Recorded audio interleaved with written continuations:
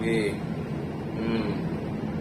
This video contains traditional and cultural spider fighting here in the Philippines and may not be suitable for very young audiences. Viewers' discretion is advised. Yan, ayan, pumili tayo dito ng paglalabanan natin ngayon mga kadagit. Ayan, 1, 2, 3, 4, 5, 6.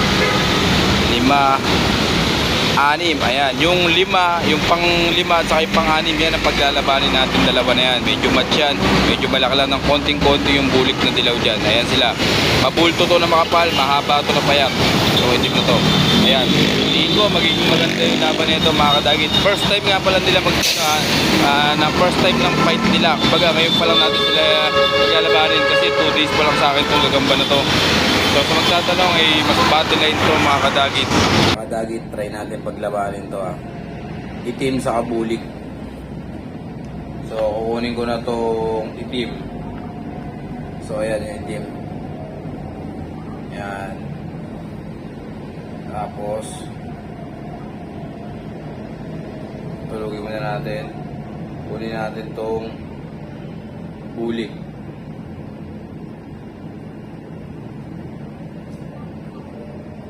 Ito yung bulik. Ayan. Ayan yung bulik. So huwag na natin patagalin to. Tumakay pa. Ayan. Iglabanin natin to. Ayan bulik na dilaw. Saka itim. Ayan, sakmalan to sigurado. Okay. Sakmalan yan Uy.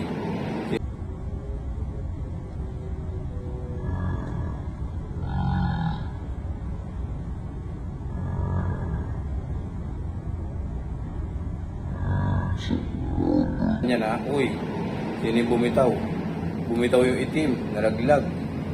Pero mag-aaway pa to mga kadagit. Mag-aaway pa yan. Diyan na kayo break time ko lang sa trabaho. So nag-request lang ng spider fight So panalo na agad to. Ayan, parehas nilang first time sa laban Okay, tatlong laglag na tong itim. So yun lang, isang mabilisan lang, panalo itong bulik. God bless all sa inyo lahat. At ito nga pala ang aking Facebook page. Ayan, para ma-update lahat ng mga manunood natin. So alam nyo na, punta kayo dyan sa Facebook page, kwentuhan tayo, nagla-live ako dyan madalas ako mag spider hunt, dyan na rin ako madalas talaga mag-upload sa Facebook page. Ayan, para mas mabilis kumalat. Siyempre lahat tayo gumagamit ng Facebook page. At saka data lang naman yung yung load, hindi katulad sa YouTube, kailangan pa mag-load talaga ng pang YouTube para makapanood. So yun lang, punta lang kayo sa Facebook page ko mga kadagit. Maraming salamat sa inyo lahat. Peace and God bless.